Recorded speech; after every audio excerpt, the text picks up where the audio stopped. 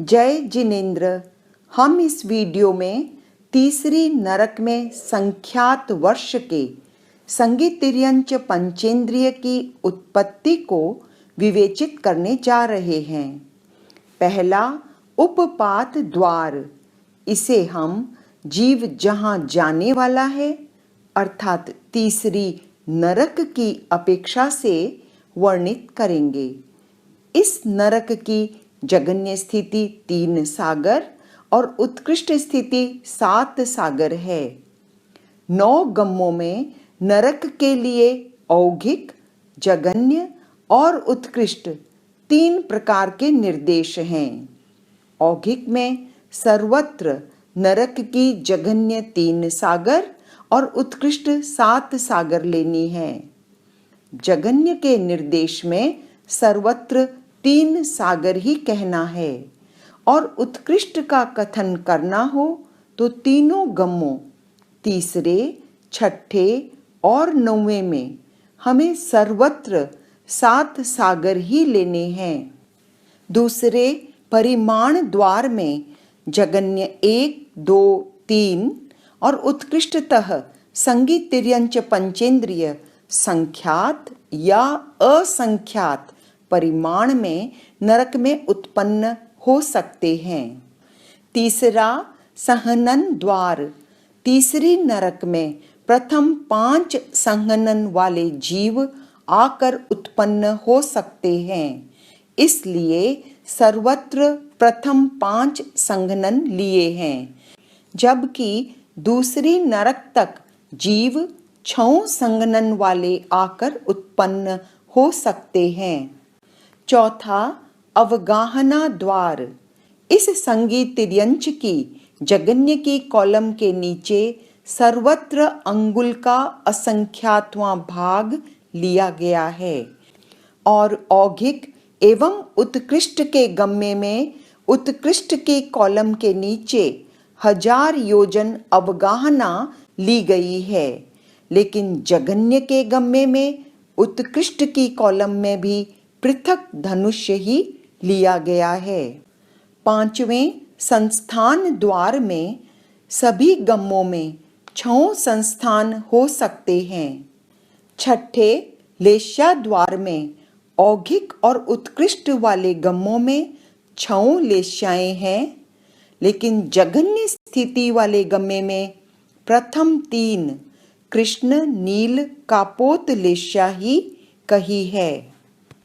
7वां दृष्टि द्वार, औघिक और उत्कृष्ट वाले 6 गम्मों में तीनों दृष्टियों वाला तिर्यंच है, किंतु जगन्य वाले गम्मे में उसके केवल मिथ्या दृष्टि ही होती है। 8वें ज्ञान अज्ञान द्वार में औघिक और उत्कृष्ट के गम्मों में प्रथम 3 ज्ञान या 3 अज्ञान कुछ भी हो सकते हैं, अर्थात भजना कहा गया है, लेकिन जगन्य की कॉलम में यह जीव एकांत मिथ्या दृष्टि वाला है, इसलिए इसके केवल मति अज्ञान और श्रुत अज्ञान ही है। 9वां योग और 10वां उपयोग द्वार सर्वत्र पूरा लिया है। इसी तरह 11वां संज्ञा द्वार, 12वां कषाय द्वार और 13वां इंद्रिय द्वार सभी गम्मों में एक समान और पूरा दर्शाया गया है। 14वें समुद्घात द्वार में औघिक और उत्कृष्ट वाले गम्मों में प्रथम 5 समुद्घात होते हैं और जगन्य वाले गम्मे में वह तिर्यंच केवल प्रथम 3 समुद्घात करने में ही सक्षम होता है। 15वां वेदना द्वार और 16वां वेद द्वार 9 के 9 गम्मों में एक समान हैं। 17वां आयुष्य द्वार, औघिक में जगन्य की कॉलम में अंतर मुहूर्त और उत्कृष्ट की कॉलम के नीचे करोड़ पूर्व लिया गया है। जगन्य वाले तीनों गमकों में सर्वत्र अंतर मुहूर्त और उत्कृष्ट वाले तीनों गम्मों में सर्वत्र करोड़ पूर्व ही दिखलाया है। 18वें अध्यवसाय द्वार में औगिक और उत्कृष्ट वाले गम्मों में अध्यवसाय शुभ और अशुभ दोनों ही हो सकते हैं, जबकि जगन्य वाले तीनों गमकों में अध्यवसाय केवल अशुभ हैं। 19वां अनुबंध द्वार। यह द्वार पूरा आयुष्य द्वार की तरह ही जाने। नाणत्ता। जगन्य गम्य वाले मनुष्यों के 8 नाणत्व दृष्टिगोचर होते हैं। वे हैं अवगाहना, लेश्या, दृष्टि, ज्ञान अज्ञान, समुद्घात, आयुष्य, अध्यवसाय और अनुबंध।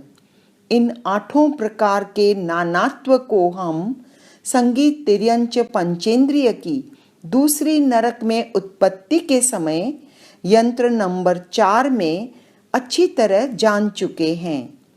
उत्कृष्ट वाले गम्य में आयु और अनुबंध का ही नाणत्ता है, जो यंत्र 4 को ही फॉलो करता हुआ है। भवादेश जगन्य 2 और उत्कृष्ट हो तो 8 हो सकते हैं। 20वां काय संवेद द्वार। इस नरक की जगन्य स्थिति 3 सागर है और उत्कृष्ट स्थिति 7 सागर है। दूसरी नरक में उत्पन्न होने वाले सन्नी तिर्यंच के सिस्टम के तरह ही तीसरी नरक में जाने वाले का काय संवेद है। केवल नरक की जगन्य आयु वहां पर जो 1 सागर थी उसे यहाँ पर 3 सागर कहें, और उत्कृष्ट आयु जो 3 सागर थी उसके स्थान पर 7 सागर कहना है। काय संवेद में उत्कृष्ट 4 भवों का कालादेश दिखलाने के लिए 4 से गुणा करना नहीं भूलना है।